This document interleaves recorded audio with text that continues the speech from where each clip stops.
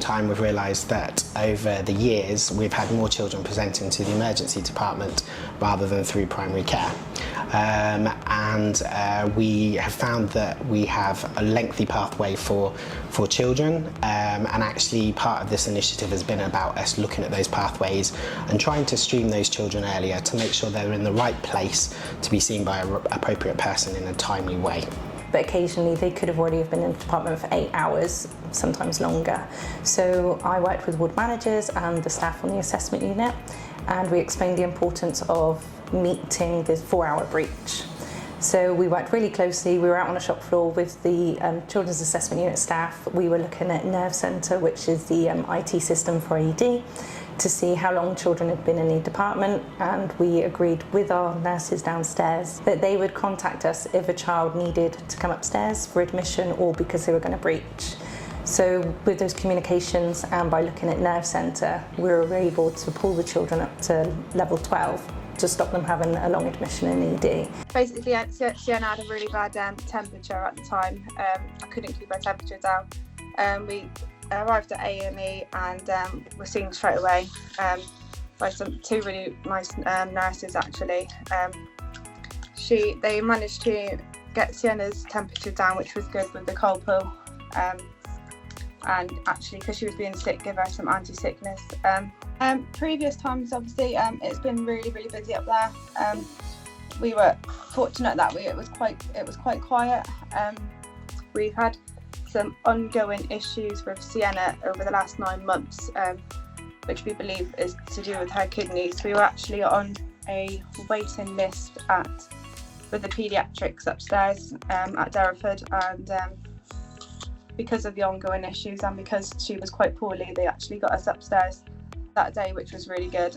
Obviously, we're really lucky we have 22 whole-time equivalent paediatric trained specific nurses, and one of the things that we do here is good triage times, and we've upskilled those nurses to recognise early on the children that may need to go up to level 12 and need that paediatric input. We do know that probably most children that come to the emergency department don't need to be actually admitted and will be discharged, but until we get to that point where we have a co-located children's assessment unit with our paediatric emergency department, it's important that they're there with the right people at the right time to be seen. Parents have said thank you for seeing my child so quickly and for not making us wait like 4 or 5 hours if a child's had like a pulled elbow or a broken arm or something. So the feedback has improved for our friends and family responses as well, especially within the emergency department. And then upstairs we do have children that are still discharged quite quickly from coming up to level 12, which sometimes you feel, is it the best patient journey? Because actually, should they have stayed in ED to be discharged home? But ultimately, an emergency department isn't a nice place for anybody to sit. Why keep them down in the emergency department? Let's bring them upstairs, get them sorted, let them get in a bed and get to sleep, because the child and the parent are shattered. They're going to heal better and treatment's going to work better if they get the rest they need. I do think that we can see clearly the journey for the patients is absolutely massive. We used to have a lot of feedback about, negative feedback about long waits, where as we're doing things so much quicker now, and you can just see that patient journey is so much better. It's massively improved. We have lots of patients that have been here for the whole night, whereas we're not really having that anymore. So it does make such a difference. The Children's Assessment Unit is separate to here. It's 6 floors away. A lot of the time prior to kind of the work that we've been doing, families were unhappy, I suppose, that they've been waiting for a long time. They then come up to CAU and they have to go through the whole process again. So we essentially started from scratch. So asking the very same questions, what they've been asked already. So we've been sat downstairs for 6 hours, we've had these questions done already. Why are we going back to square one again?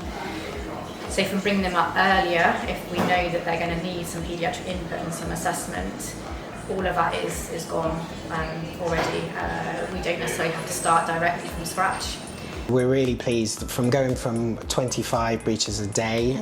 We're targeting trying to achieve 5 breaches a day, and so that's been a significant improvement from this. Obviously, like anything, particularly in children, there seems to be a huge variability in demand day by day, so that may change, but actually if we have that as our kind of gold standard, I think just having that target helps us focus, and I think generally we get a culture of movement and therefore that movement and culture means that we're identifying earlier and we're Absolutely. chasing both the specialties earlier than previously had been had as well. So there's a knock-on benefit Yeah. for those children as well. It hasn't been easy, and we'll both say that. We've obviously seen some challenges and some pushback, and no change is easy. But I think both of us feel that actually if we do the right thing for children and their families, and if we put them at the heart, we'll make the right decision. It's been a massive team effort, so our advanced nurse practitioners and our trainee nurse practitioner, they've been instrumental. They have supported with developing a escalation pathway, so like a RAG rate system, so staff can then identify, both in the emergency department and up on level 12, if the staffing is safe for the acuity and occupancy of the children, so they can go from green, amber and red, and they work together. So if we're in green and they're in amber or red, we support, and vice versa. So that really works. And the nurse practitioning team also redeveloped our admission and streaming policy, which has made it much more clearer for the staff in ED and level 12, both nurses and medical, to say which child is appropriate to stream, which one needs to go through the full admission process. Once you realise that you've done one thing, it highlights where another problem area is, in making sure that there is senior decision makers with paediatric knowledge at the front door for the 24/7 to allow that flow to happen and allow that process to occur. So some of the challenge then goes back to other areas to say actually we need to address that, and we need to address staffing in those areas. But I think we should be proud that we've highlighted the issue and looked at ways in which we can solve that problem. I've only ever worked on paediatrics and I absolutely love it. I couldn't think of doing any other job. It is a challenge at times, but the staff have pulled together, and it wouldn't have happened if it wasn't for the teamwork between level 12 and ED.